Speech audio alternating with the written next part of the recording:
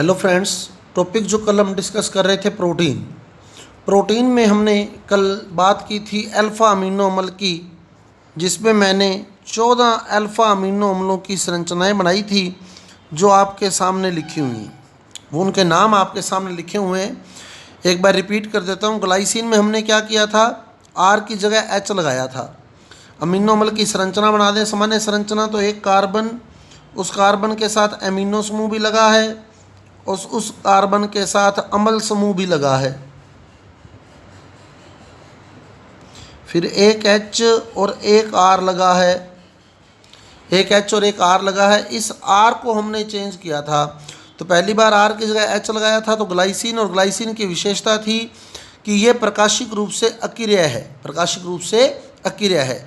Alanine बनाते time CH3 लगाया था, फेलिन एलानिन बनाते टाइम CH3 का एच हटा के फेनिल समूह लगाया था, सीरीन एलानिन से एच हटा के OH लगाया था, सिस्टीन O की जगह S लगाया था, और सिस्टीन में मैंने आपको बताया था सल्फर युक्त अमीनो अम्ल है, और एक और अमीनो अम्ल बताया था सल्फर युक्त मैथ्योनिन। तो 14 में यहाँ नाम नहीं लिखा हुआ मैथ्योनिन का, तो 15वां नाम अपने मैथ्योनिन लिखेंगे। 20 के 20 नाम अपने को क्लियर करने हैं, क्योंकि पेपर में आवश्यक ही नहीं अनावश्यक अमीनो अम्ल भी हमारे से पूछे जा सकते हैं, वो डिस्कस करेंगे अपने अभी। फिर जो हमने फेनिल एलानिन बनाया था, अगर उसके साथ में OH लगा देता हूँ तो टायरोसिन बन जाता है, और सीरीन में OH की जगह कार्बोक्सिलिक समूह लगा देता हूँ तो एस्पार्टिक अम्ल बन जाता है, और एस्पार्टिक अम्ल में अगर मैं कार्बोक्सिलिक अम्ल की जगह एमाइड बना देता हूँ तो एस्पार्जिन बन जाता है। एस्पार्टिक अम्ल में अगर एक कार्बन बढ़ा देता हूँ तो ग्लूटेमिक अम्ल बन जाता है। OH हटाकर NH2 लगा देता हूँ, यानी अम्ल की जगह एमाइड बना देता हूँ तो ग्लूटेमिन बन जाता है। आइसोप्रोपिल समूह लगाता हूँ R की जगह तो वैलीन बनता है। ऊपर कार्बन लगाता हूँ इसके यहाँ तो ल्यूसिन बनता है, और नीचे इधर या इधर कार्बन जोड़ता हूँ एक तरफ आइसोल्यूसिन बनता है, और 4 कार्बन के साथ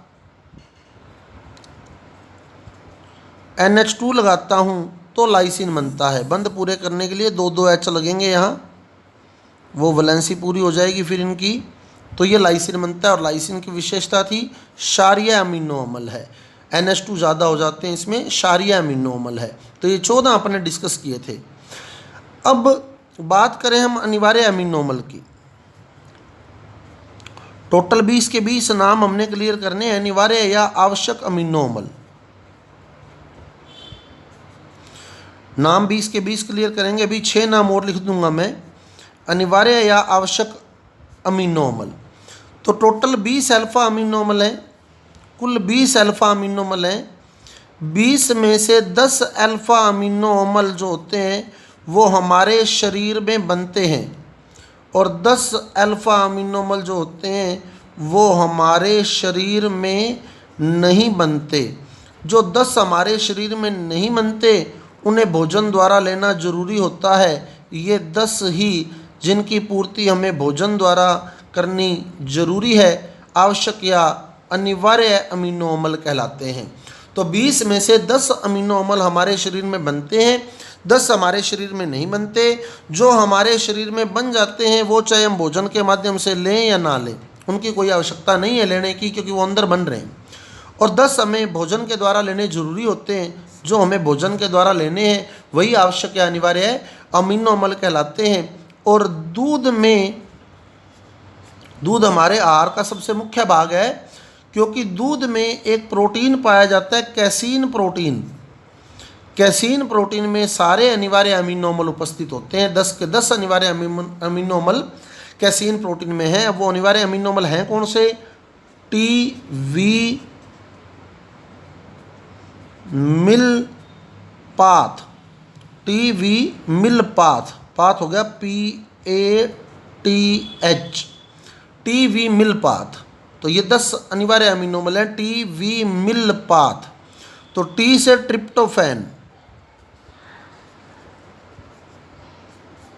ट्रिप्टोफैन जो हमने इसमें नहीं पढ़ा, तो 15वां आ गया ट्रिप्टोफैन।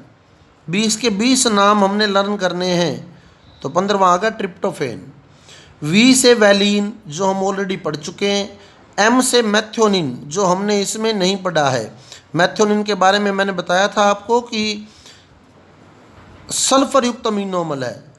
अब क्वेश्चन बनेगा, देखना आप, यहाँ से क्वेश्चन बनेगा सिस्टीन और मैथ्योनिन से। सल्फर युक्त अमीनो अम्ल दो हैं, सिस्टीन और मैथ्योनिन। तो एम से मैथ्योनिन, आई से आइसोल्यूसिन जो हम पढ़ चुके हैं, एल से लाइसिन जो हम पढ़ चुके हैं, फिर एल से ल्यूसिन जो हम पढ़ चुके हैं, पी से फेनिलएलानिन जो हम पढ़ चुके हैं, ए से आर्जिनिन जो हमने नहीं पढ़ा है, ए से आर्जिनिन, टी से थ्रियोनिन ये भी हमने नहीं पढ़ा है, थ्रियोनिन, टी से थ्रियोनिन, और एच से हिस्टीडीन ये भी हमने नहीं पढ़ा है, एच से हिस्टीडीन। और 20वां एक और जो बच गया है वो है प्रोलीन। प्रोलीन, अब प्रोलीन में के बारे में बता दूं आपको, प्रोलीन एक ऐसा अल्फा अमीनो अम्ल है जिसे वास्तव में अमीनो अम्ल कहना उचित नहीं है, क्योंकि अमीनो समूह होता है NH2 और प्रोलीन में जो समूह होता है वो समूह होता है NH। प्रोलीन में NH2 समूह होता ही नहीं है, प्रोलीन में NH समूह होता है। अतः वास्तव में इसे अमीनो अम्ल नहीं कहना चाहिए, क्योंकि अमीनो NH2 होता है, NH समूह को ईमीनो समूह बोलते हैं। अतः प्रोलीन वास्तव में ईमीनो अम्ल है। तो ये भी इंपॉर्टेंट क्वेश्चन है, कौन सा अल्फा अमीनो अम्ल वास्तव में अमीनो अम्ल नहीं कहा जा सकता, तो वो प्रोलीन है। प्रोलीन में इमिनो समूह की उपस्थिति इसे इमिनो अम्ल बनाती है, तो ये अमीनो अम्ल नहीं हो कहकर इमिनो अम्ल कहना चाहिए इसको। तो ये हमारे पास 20 के 20 अल्फा अमीनो अम्ल आ गए, जिसमें से 10 अनिवार्य हैं। T V mill path, T for tryptophan, V for valine, M for methionine, I for isoleucine, L for leucine, L for lysine, P for phenylalanine, A for arginine, T for threonine और H for histidine. तो ये 10 alpha amino अम्ल हमारे पास अनिवार्य है। बाकी के 10 जो 20 में से बच गए हैं वो अनिवार्य नहीं है। अब सल्फर युक्त 2 अमीनो अम्ल होने पड़े, सिस्टीन और मैथ्योनिन। तो अगर डायरेक्ट क्वेश्चन आ जाता है सल्फर युक्त या गंधक युक्त अमीनो अम्ल है तो सिस्टीन और मैथ्योनिन है। अब अगला इंपॉर्टेंट क्वेश्चन, सल्फर युक्त वह अमीनो अम्ल जो आवश्यक अमीनो अम्ल नहीं है, जो आवश्यक अमीनो अम्ल नहीं है, तो सिस्टीन। सिस्टीन सल्फर युक्त है पर आवश्यक नहीं है, और मैथ्योनिन भी सल्फर युक्त है और आवश्यक है। तो यहाँ क्वेश्चन अगर क्रिएट हो जाए, इस तरह से बन जाए कि सल्फर युक्त एक अमीनो अम्ल जो अनिवार्य अमीनो अम्ल नहीं है, तो उसका उत्तर आएगा सिस्टीन। और सल्फर युक्त एक अमीनो अम्ल जो अनिवार्य अमीनो अम्ल है, तो उत्तर आएगा मैथ्योनिन। और सल्फर युक्त 2 अमीनो अम्ल अगर हमारे से पूछ लेता है तो फिर दोनों के नाम लिखने। क्लियर? तो बहुत ही इंपॉर्टेंट क्वेश्चन यहाँ से बनते हैं। तो 10 आवश्यक तो सबको याद होते हैं, पर 10 अनावश्यक में वहाँ काम रुक जाता है। तो अपने को 10 अनावश्यक भी तैयार रखने हैं। 20 नाम हमें पता होने चाहिए कौन कौन से हैं। अब अगली बात करें हम पेप्टाइड की। पेप्टाइड,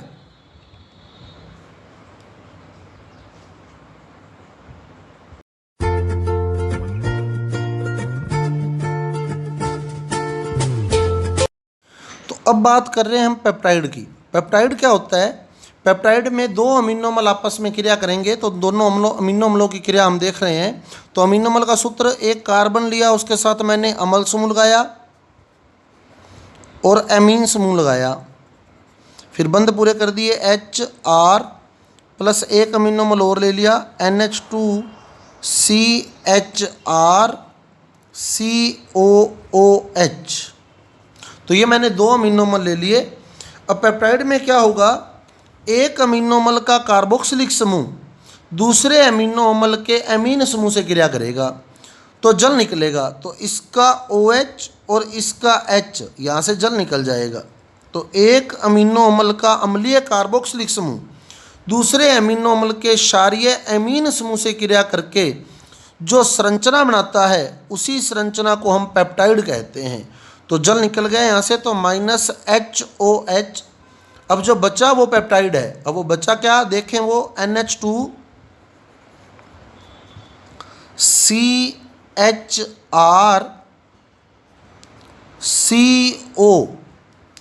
CO के आगे एक अमीनो अम्ल ये बच गया, दूसरे का अवशेष देखें तो ये बंद बन गया, NH बंद के बाद NHCCHRCOOH।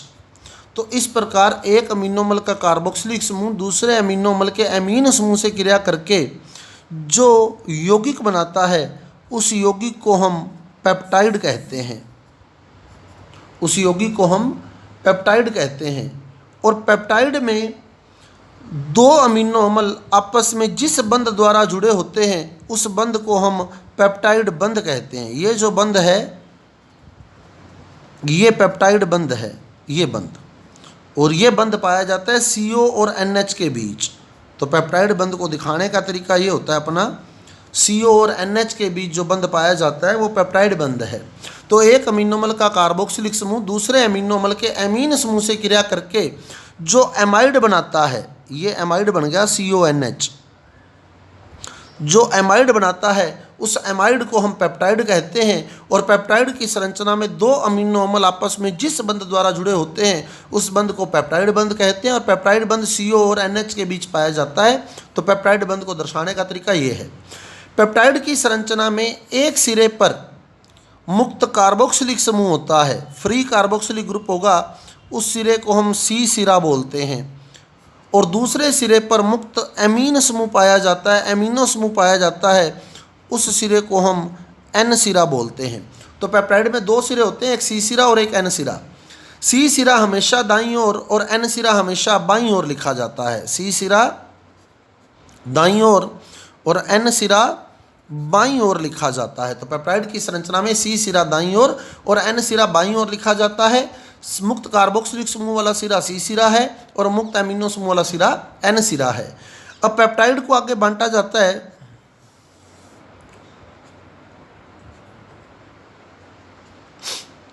पेप्टाइड जो है वो आगे बांटे जाते हैं डाईपेप्टाइड,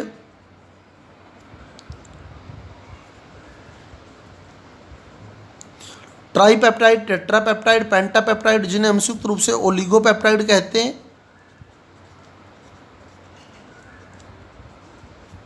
और पॉलीपेप्टाइड।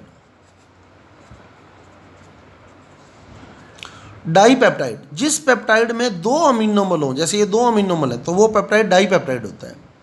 जिसमें 2 से लेके 9 यानी 3 है तो ट्राईपेप्टाइड, 4 है तो टेट्रापेप्टाइड, 5 है तो पेंटापेप्टाइड, 2 से ज़्यादा और 9 तक अमीनोमल हो वो ओलिगोपेप्टाइड होता है।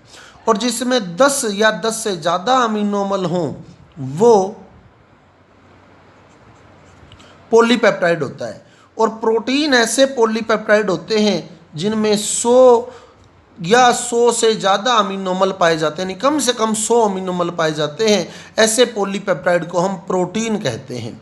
क्लियर? तो प्रोटीन ऐसे पॉलीपेप्टाइड हैं जिनमें 100 या 100 से ज़्यादा अमीनोमल पाए जाते हैं। तो ये हमारे पास पेप्टाइड का वर्गीकरण आ गया है, पेप्टाइड की संरचना आ गई है। अब एक टॉपिक और आता है ज्विटर आयन। ज्विटर आयन, तो अब ज्विटर आयन वाला टॉपिक देखें अपने। ज्विटर आयन क्या है?